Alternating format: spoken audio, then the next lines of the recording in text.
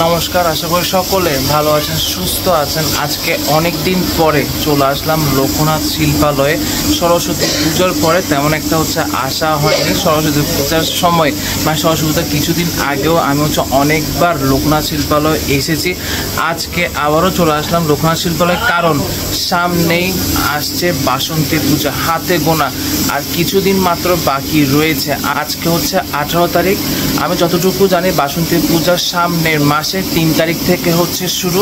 তো আজকে লোকনাথ শিল্পালয় এসে দেখতে পেলাম এখানে খুব সুন্দর দুর্গা ঠাকুর তৈরি হচ্ছে। তো চিন্তা করলাম একটা ছোট ভিডিও করে আপনাদের সকলের সাথে শেয়ার করে। চলুন তাহলে আজকে ভিডিওটা এখান থেকে শুরু করছি।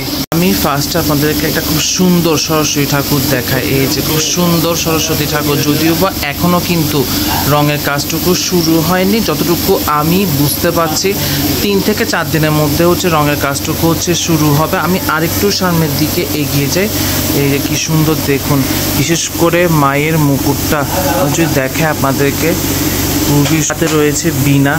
যদি দেখায় বীণাটাও কিন্তু খুব সুন্দর নকশা করা হয়েছে। যদি দেখায় অসাধারণ। আর সরস্বতী ঠাকুরটা কিন্তু অনেকটাই বড়, যদিও বা আমার ক্যামেরায় সঠিকভাবে বোঝা যাচ্ছে না, কিন্তু অনেকটা কিন্তু বড় সরস্বতী ঠাকুর। অসাধারণ। সরস্বতী ঠাকুর ঠিক পাশে রয়েছে লক্ষ্মী ঠাকুর। আমি দেখাই আপনাদেরকে, এই যে লক্ষ্মী ঠাকুর যদি দেখায় আপনাদেরকে, কি সুন্দর দেখুন। সরস্বতী ঠাকুর, লক্ষ্মী ঠাকুর।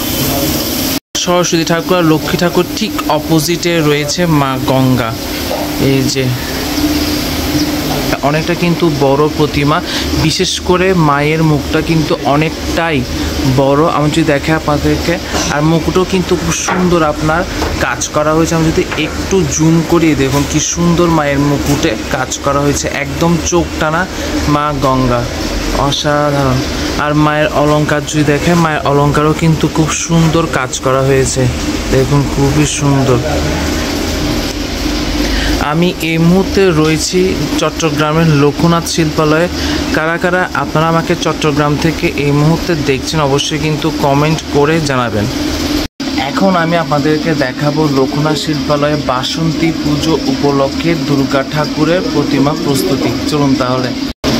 এই যে খুব সুন্দর দুর্গা ঠাকুর। আমি যদি দেখাই অনেকটা কিন্তু বড় প্রতিমা, যদিও বা আমার ক্যামেরায় মনে হচ্ছে অনেকটা ছোট, কিন্তু না, অনেকটা কিন্তু বড় মাতৃ প্রতিমা। আমি যদি দেখাই আপনাদেরকে, এখনও কিন্তু অনেকটা কাজ বাকি রয়েছে। এই যে আমি যদি দেখে আপনাদেরকে, মাত্র কিন্তু আপনার মায়ের অলংকারের কাজটুকু শেষ হলো। এখনও কিন্তু মায়ের মুকুটের কাজটুকু বাকি রয়েছে, হাতের কাজটুকু কিন্তু বাকি রয়েছে। এখানে আপনার মহিষাসুরের গলায় কিন্তু খুব সুন্দর একটা অলংকারও কিন্তু পরানো হয়েছে। যদি দেখায় সিংহ, খুব সুন্দর। আমি আবারও আসবো। অসাধারণ। যতটুকু আমি এখান থেকে বুঝতে পারছি, একদম চোখ টানা দুর্গা প্রতিমা। এই যে আমার দেখা এখনো পর্যন্ত খুব সুন্দর দুর্গা ঠাকুর। আমি যদি দেখে আপনাদেরকে, অসাধারণ। গণেশ ঠাকুর ঠিক উপরে রয়েছে লক্ষ্মী ঠাকুর।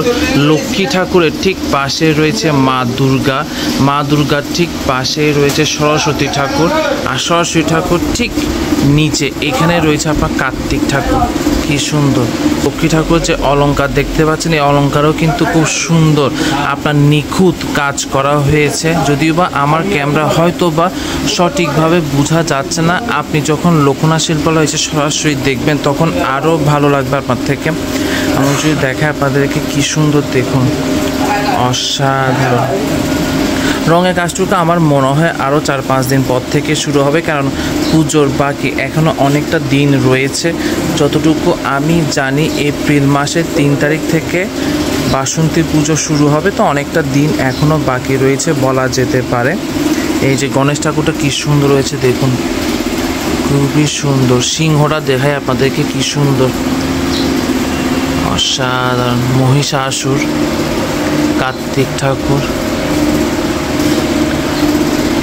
খুবই সুন্দর।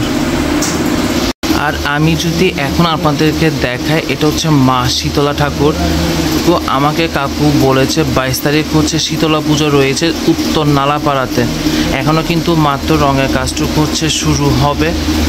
আমি যদি দেখাই আপনাদেরকে, অলরেডি কিন্তু রঙের কাজটুকু হচ্ছে শুরু হয়ে গিয়েছে। যেহেতু আর মাত্র 2 থেকে 3 দিন বাকি রয়েছে পুজোর, 22 তারিখে হচ্ছে শীতলা পুজো।